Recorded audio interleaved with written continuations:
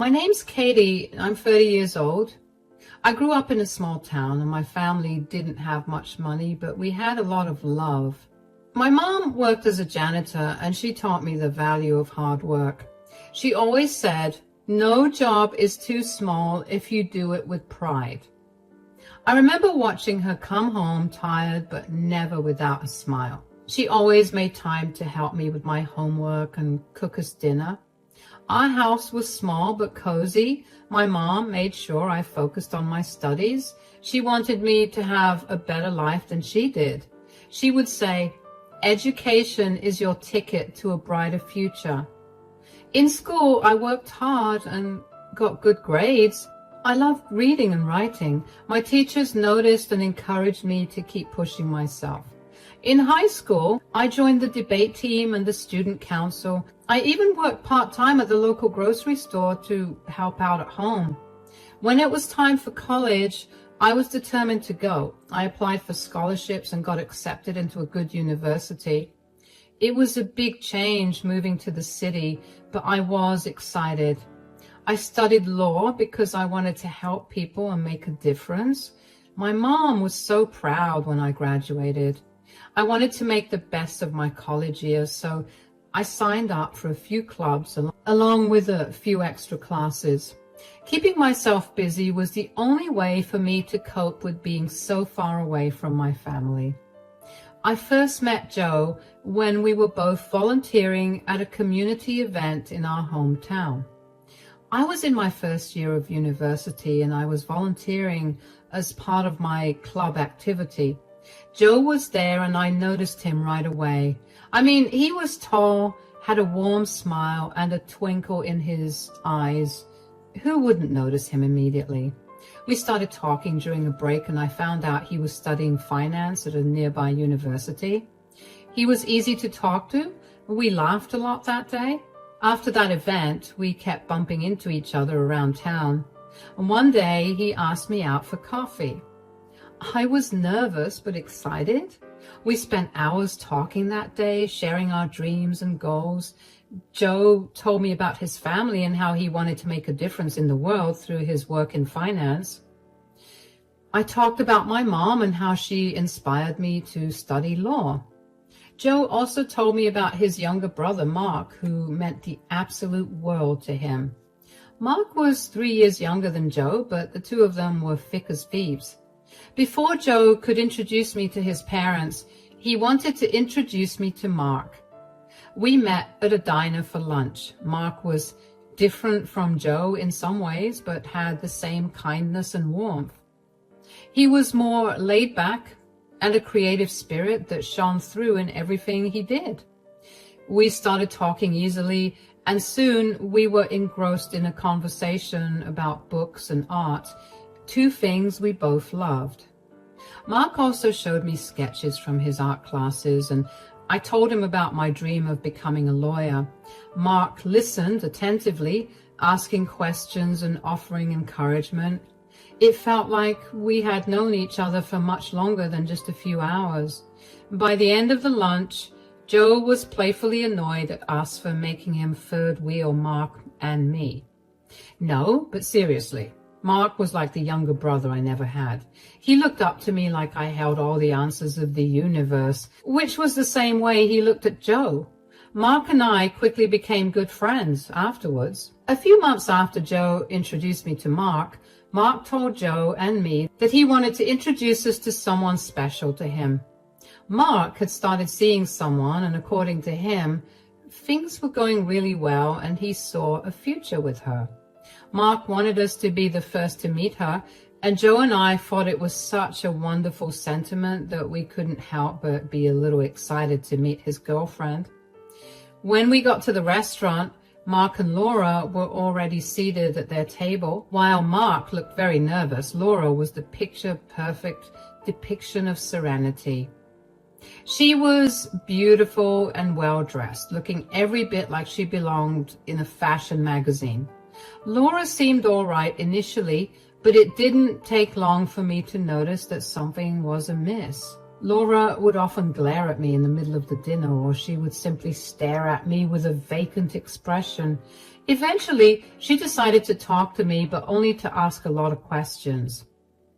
So, Katie, tell me about your family. What do your parents do? Well, it's just me and my mom, and she works really hard. Oh, what does she do? It must be something interesting. She's a janitor at the local school. She always taught me the importance of hard work.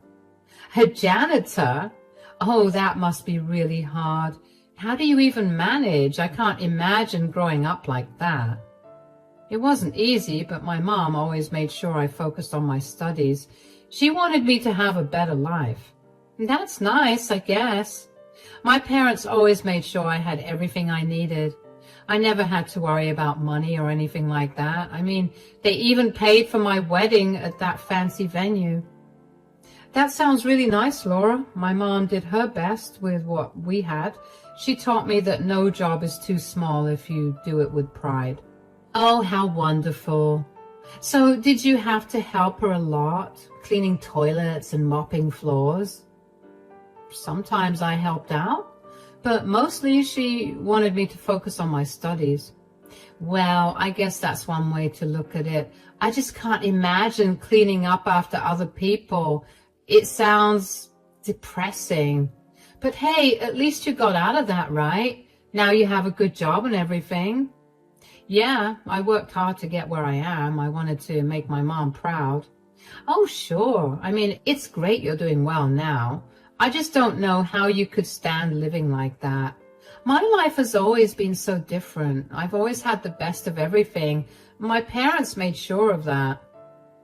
It's great that you've had those opportunities. Everyone's path is different. Yeah, I suppose. It must have been really tough for you. I can't imagine having to work while studying. I never have to worry about that. My parents made sure I could focus on enjoying life. It is challenging, but it's taught me a lot about responsibility and perseverance. Well, I guess it all worked out for you in the end, but still, cleaning. I don't think I could ever do that. I have so many better things to do with my time. It's great that you have other things to do with your time, but to each their own, am I right? Sure. I didn't know what to do or say about that interaction with Laura. Laura made the entire table awkward, but Joe managed to change things up and take things back to normal. Over time, it became clear that Laura didn't like me. She would make little remarks about my clothes, my job, or my family. When I got a promotion at work, she said, "Wow, I guess they needed someone to fill the spot." It was always something to put me down, but she did it in a way that others might not notice. Joe noticed Laura's behavior and tried to talk to Mark about it, but Mark would just brush it off, saying Laura was just being Laura. I tried to stay polite and not let her comments get to me, but it was hard. Regardless of Laura's attitude towards me, Joe's and my relationship continued to grow, and a few years after we were done with our education, Joe proposed to me on a quiet evening at our favorite spot in the park. I couldn't stop smiling as I said yes, feeling like the luckiest person in the world. We got married in a small ceremony surrounded by our families and closest friends. It was a simple but beautiful day filled with love and laughter. Laura and Mark got married about a year after Joe and I got married. Their wedding was extravagant, with a big ceremony and a reception at a fancy venue. Laura made sure everyone knew it was a grand affair full of expensive decorations and gourmet food. She wore a designer gown that probably cost more than my car. A year later, Laura gave birth to her son, Ethan. She made a big show of being a new mother, posting glamorous photos on social media and talking about how motherhood was her greatest accomplishment. She flaunted the fact that she had a child before me as if it somehow made her superior. I remember feeling happy for Mark because he was thrilled to be a father. He would show us pictures of Ethan and talk about how much he loved being a dad. Despite Laura's attitude towards me, I never let it affect my relationship with Mark. He was my friend and Joe's brother, and I cared about him deeply. Laura's behavior became more pronounced after Ethan was born. She would make comments about how easy it was for her to balance motherhood and her social life, implying that I wouldn't understand because I didn't have children. It was hurtful, but neither Joe nor I wanted children, so her jabs never hurt me. It just got annoying because she never stopped bringing it up. One afternoon, I was at home when I got a call from Laura, and she sounded unusually cheerful. "Hi, Katie, how are you?" "Hi, Laura, I'm doing well, thanks. How about you?" "I'm great, actually. I'm calling because I'm hosting a housewarming party tonight, and I could really use your help. Can you come over in about an hour?" I'm not sure. I have some things to do at home. I wasn't planning on going out today. Besides, why are you only calling me now about a housewarming party? Mark and I have been so busy with moving and with work that it slipped our minds to invite a few people, and you and Dave were one of them. I know that it's very obnoxious and rude of me to forget to invite you and then ask you to help me out, but come on, it'll be fun. I've seen how good you are at organizing things. You always have such a neat and tidy touch. I could really use someone like you to help me set up. Well, I don't know. It's just so last minute. I'm not sure what I could do to help. Please, I want everything to be perfect tonight, and I could use someone I trust to help me out. Plus, it'll give us a chance to spend some time together and maybe get to know each other better. I think we've gotten off on the wrong foot in the past, and I'd love to fix that. Well, when you put it that way, I guess I could help out a little bit. Great. Thank you so much, Katie. It means a lot to me. I promise it won't be too much work. Just a bit of setting up, and then you can enjoy the party too. Okay, I'll come over in about an hour. Perfect. I can't wait to see you. Thanks again, Katie. All right. See you soon. I was surprised. Laura had never asked for my help before, but I agreed, hoping this might be a chance to improve our relationship. I quickly got ready and headed over to her and Mark's new house. When I arrived, Laura greeted me at the door with a bright smile. "Thanks for coming, Katie." "Of course, that's what family's for. What do you need help with?" "Well, considering your mom is a filthy janitor, she must have taught you well. Clean up and leave." "What? What in God's name are you implying here? I came here to help, not to be insulted." "Oh, come on, Katie, I'm not insulting you. I really needed help with cleaning, and I thought you'd be perfect for the job. After all, cleaning must run in your family. My mom worked hard to provide for me. Her job is nothing to be ashamed of, nor is it something to make fun of."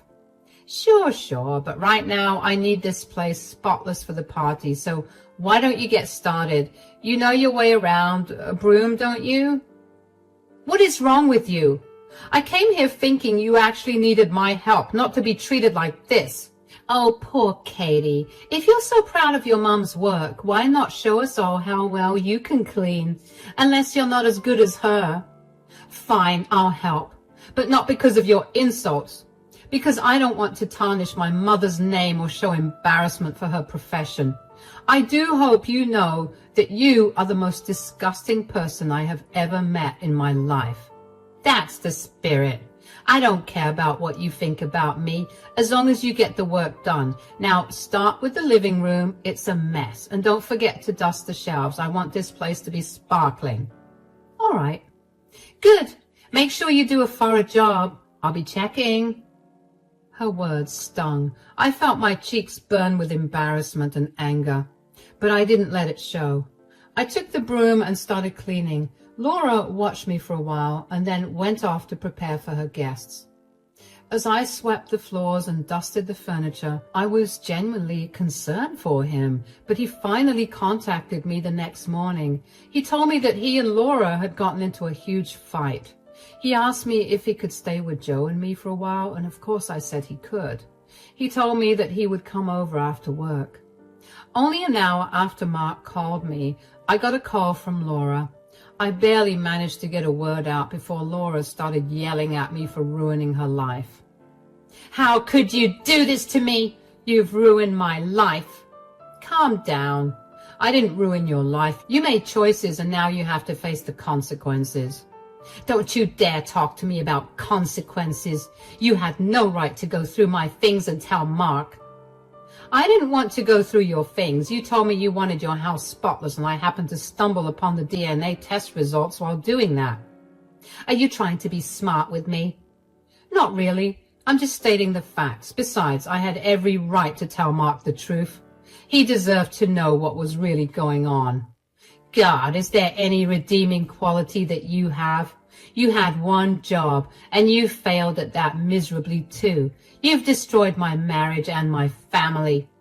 I came to help you only because you asked, even though you've always been mean to me. But then you insulted me and my mom. I saw those papers by accident, and I knew Mark needed to know the truth. You think you're so perfect, don't you? Just because you have your fancy law degree and your perfect husband. You had no right to get involved in my business. This isn't about me being perfect, Laura. It's about you lying and hurting people. Mark loves Ethan. Mark deserved to know the truth. You were hiding something that big, and it was wrong. You're just jealous of me. You've always been jealous of what I have. Jealous of you, Laura? I've never been jealous of you. You have always tried to put me down to make yourself feel better. The last thing I want is for my happiness to rely on someone else's suffering. Besides, this isn't about jealousy. This is about doing what's right. You've ruined everything. My friends, my family, they all hate me now. Can you blame them? They're disappointed because you lied to them. You need to take responsibility for your actions. You made these choices. I can't believe you're saying this. You're just as bad as everyone else. I'm not the one who cheated on her spouse. You did that. You need to think about how you treat people. You were so cruel to me, but I never did anything to you until now. This is your revenge, isn't it, for all the things I said to you? Maybe it is. Maybe it's time you learned that how you treat people matters. You can't just be mean and expect everyone to let it slide. If you keep treating people badly, you'll keep facing consequences like this. You think you're so high and mighty, but you're just a snitch. I'll never forgive you for this. That's your choice. But if you want to move forward, you need to take a good look at yourself and think twice about how you treat people. Otherwise, you'll keep regretting it. Get off your high horse, Katie. You're not perfect. I never said I was. But at least I try to do what's right. Maybe you should start doing the same. This isn't over, Katie. I'll make you pay for this. Do whatever you need to do, Laura. But remember, your actions have consequences. It's time to grow up and face them. I couldn't believe just how blind and entitled Laura was. How could she not feel bad after she lied to, manipulated, and hurt Mark so badly? There was no remorse in her voice. All she could think about was herself and the repercussions she would face. Not once did she try to get me to talk to Mark for her. I felt so sad and angry for Mark. My heart ached for him. When Mark came over to our house in the evening, he looked exhausted and heartbroken. His eyes were red. He seemed like he hadn't slept.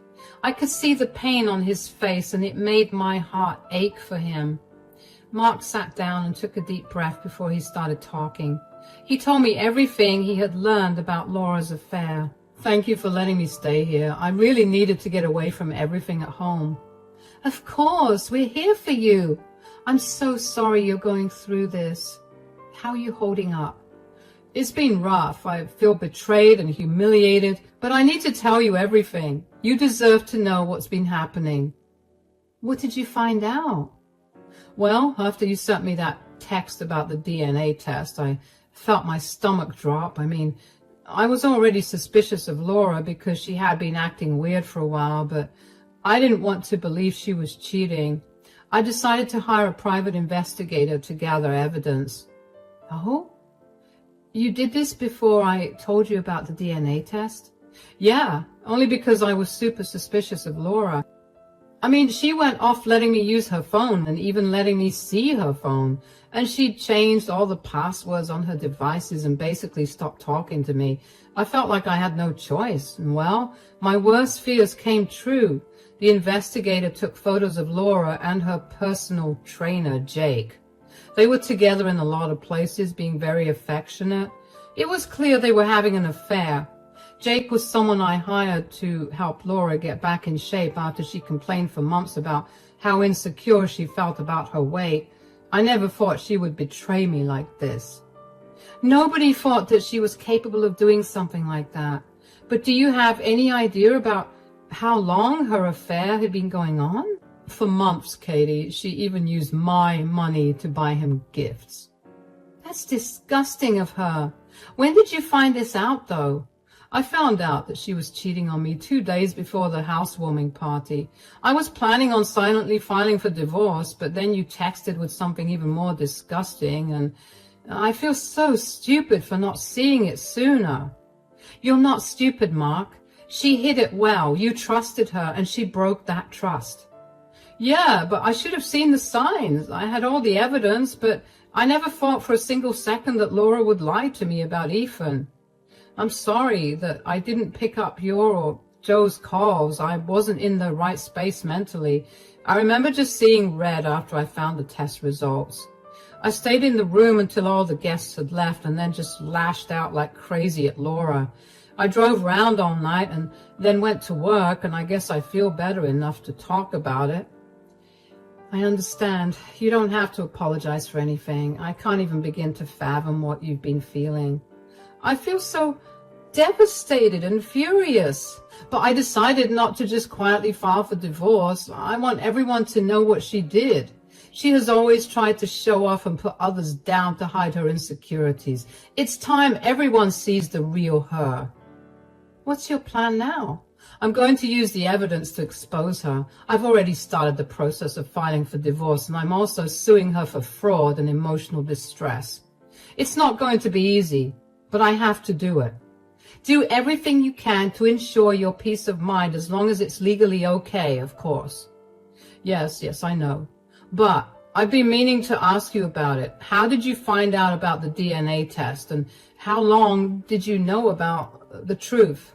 Oh, I had no idea about the truth up until that evening. Laura had called me over to help her set up and then made me clean the house because she thought that was appropriate, considering my mother's profession. When I was cleaning, I noticed a drawer slightly open with some papers inside. I saw the test results and took photos with my phone. I knew I had to tell you. You deserve to know the truth. My God, Laura was horrible to you, always, wasn't she? I'm sorry I didn't say or do much whenever Laura was rude to you. I should have stood up for you more. It's okay, Mark. I understand you were in a difficult position, but I'm glad you know the truth now, and I hope this helps you move forward. It does, but thank you, Katie. If it weren't for you, I might still be in the dark. Also, I'm so grateful for you and Joe. You guys have been so patient and kind to me. I don't know what I would do without you both. There's no need to thank us. We're family. We'll get through this together. Over the next few days, Mark was pretty depressed. Laura didn't try to contact Mark at all, but she did text me multiple times a day to tell me how I'd messed up her life really bad. I blocked her and did not want to interact with her at all. However, one day I noticed Mark began spending a lot of time out of the house. He texted the family group chat and asked everybody to meet him at his house. He made sure to tag Laura in the text and tell her to be there as well. He also invited Laura's family and all their friends. He told everyone that he had a big announcement to make and didn't specify anything more. Joe and I tried our best to get more information out of Mark, but he kept his mouth shut. When the day came, everyone gathered at Mark's place in confusion. Everyone was wondering what the big announcement was, especially since we had all gathered there for almost half an hour without Mark having said anything. When Laura walked into the house from work, she looked surprised to see us there. That's when Mark stood up and told us that he had something to share with all of us. Mark revealed the DNA test results. He told everyone that Laura had been unfaithful and the child he had loved and cared for was not his. There were gasps and shocked whispers as Laura sat there pale and trembling. Mark now showed the pictures collected by the private investigator to the stunned audience. He also revealed that Laura had used family funds to pay for lavish gifts for Jake, further deepening the betrayal. Laura tried to defend herself, but the evidence was overwhelming. Her friends and family looked at her with a mix of disappointment and disgust. Mark's dramatic revelation completely destroyed Laura's reputation. Mark then announced that he was filing for divorce and suing Laura for fraud and emotional distress. He also planned to sue Jake for alienation of affection. Laura's world came crashing down around her. She lost many of her friends who sided with Mark and couldn't believe she had lied about something so important. Her reputation was ruined and she found herself isolated. Even her own family was disappointed in her. Financially, Laura struggled without Mark's support. She had relied on his income and now had to find a way to support herself. She moved out of their beautiful home and into a small apartment.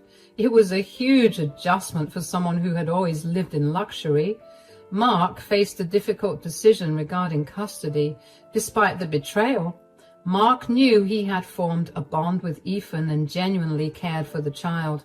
He wanted to protect Ethan's well-being while holding Laura accountable for her actions. Mark initially sought legal advice to understand his rights and responsibilities. He decided to file for divorce and requested primary custody of Ethan. This decision wasn't made out of spite towards Laura, but rather out of concern for Ethan's future. Mark wanted to ensure Ethan had stability and a loving environment despite the circumstances. During the custody negotiations, Mark remained firm and assertive. He demanded regular visitation rights and made it clear that he would prioritize Ethan's best interests above all else. Mark was tough on Laura regarding the legal proceedings, insisting on transparency and fairness. Despite the challenges, Mark maintained a compassionate approach towards Ethan. He spent quality time with him, reassuring Ethan of his love and support. Mark understood that Ethan was innocent in this situation and deserved a father figure who cared deeply for him. Throughout the process, Mark never badmouthed Laura in front of Ethan. He shielded Ethan from the complexities of the adult world and focused on providing a nurturing environment. Mark took on the responsibilities of fatherhood with integrity, demonstrating patience and understanding towards Ethan's emotions. As for Mark, he began to heal with the support of his family and friends. Joe and I were there for him, helping him move on and find peace. Our bond grew stronger through this ordeal, and we knew we had done the right thing.